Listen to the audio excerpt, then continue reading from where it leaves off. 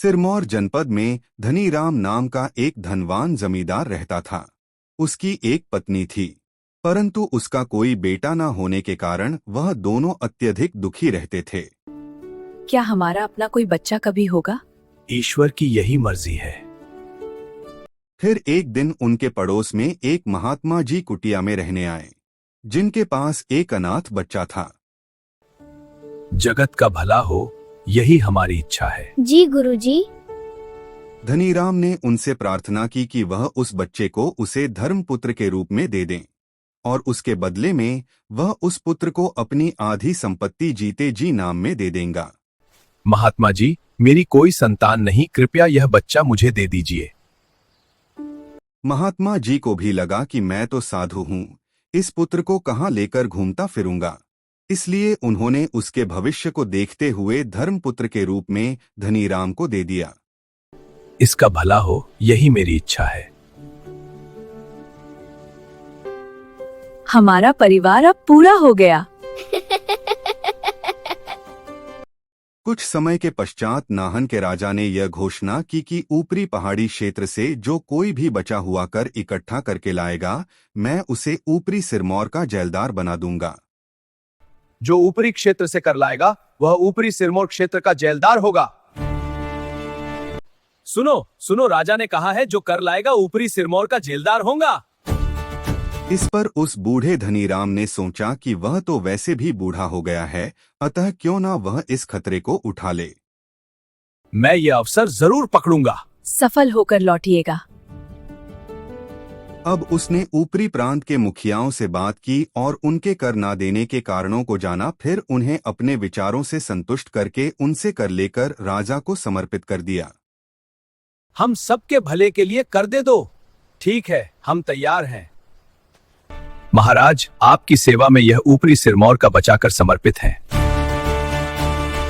तदोपरांत राजा ने उसे जेलदारी प्रदान की और उससे कहा कि जितना भी इलाका वह एक दिन में घूम सकता है, उतने इलाके का उसे जेलदार बनाया जाएगा। प्रमाणार्थ वह उन इलाकों के नंबरदारों से राजा की प्रदान की गई मुहर की छाप लगवा कर आएगा। धनीराम ने ये शर्त स्वीकार की। जितना क्षेत्र एक दिन में घूम सको, सबके तुम आज से जेलदार। प्रमाणार्थ सब गांव के मुखियाओं की मुहर इस पत्र पर लगवाओ, जैसा आदेश महाराज। धनीराम ने यह बात आकर के अपने पत्नी को बताई कि कल सुबह से रात्रि तक वह जितना भी इलाका चलेगा, उस सारे इलाके की जेलदारी राजा उसे प्रदान करेंगे। उसके बदले में वह राजा को भेंट में कुछ अशर्फिया और गहने प्रदान करेगा। इसलिए उसने पत्नी को संदूक की चाबी दे दी ताकि वह शाम तक राजा के भेंट की तैयारी कर सकें।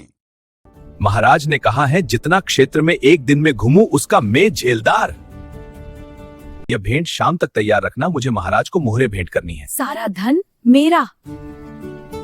धनीराम के शर्त के अनुसार इलाका घूमने जाने के दौरान पत्नी इतना सारा धन पहली बार देखकर ललचा गई। आराम से जाना, अब कोई मुझे रोक नहीं सकता।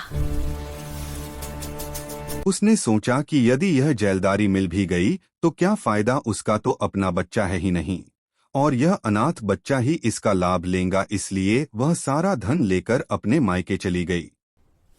कम से कम इस पराये लड़के के लिए तो मैं इतनी संपत्ति नहीं छोड़ सकती। अब मेरी नई जिंदगी शुरू होगी। जब धनीराम शर्त के अनुसार सुबह से शाम तक इलाका घूमकर वापस आया, अपना किवाड़ खोला तो वहां अपनी पत्नी को न पाकर उसके मन में शंका हुई।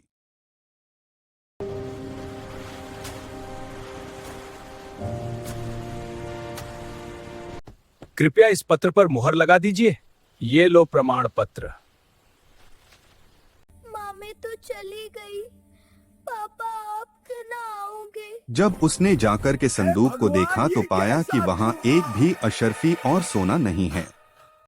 यह देखकर उसका दिल टूट गया और दिल का दौरा पड़ने पर वह वहीं मृत्यु को प्राप्त हो गया। पापा, मुझे मुक्त छोड़ो।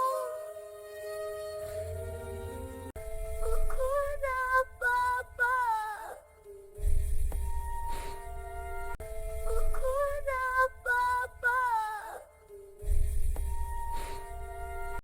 इस कहानी से हमें शिक्षा मिलती है कि कभी भी अधिक लालच नहीं करना चाहिए। जितना हमें ईश्वर ने दिया है उसी में संतुष्ट रहना चाहिए। मनुष्य और अधिक की चाह में अपने पूर्व की कमाई भी खो देता है और अपने गुप्त भेद को अपनी स्त्री तक से भी छुपा कर रखना चाहिए। भर्तृहरि ने नीति शतक में कहा भी है, दानम भोगो नाशय तिसरो गत्यो भवन्ति वित्तस्य, यो न ददाति न भुंक्ते तस्य तृतीया गतिय भवति। संपत्ति का विनियोग 3 मार्ग से होता है, दान, उपभोग तथा नाश। अर्थात जो व्यक्ति संपत्ति से दान भी नहीं करता तथा उसका उचित उपभोग भी नहीं करता, उसके संपत्ति का तीसरा मार्ग होता है नाश।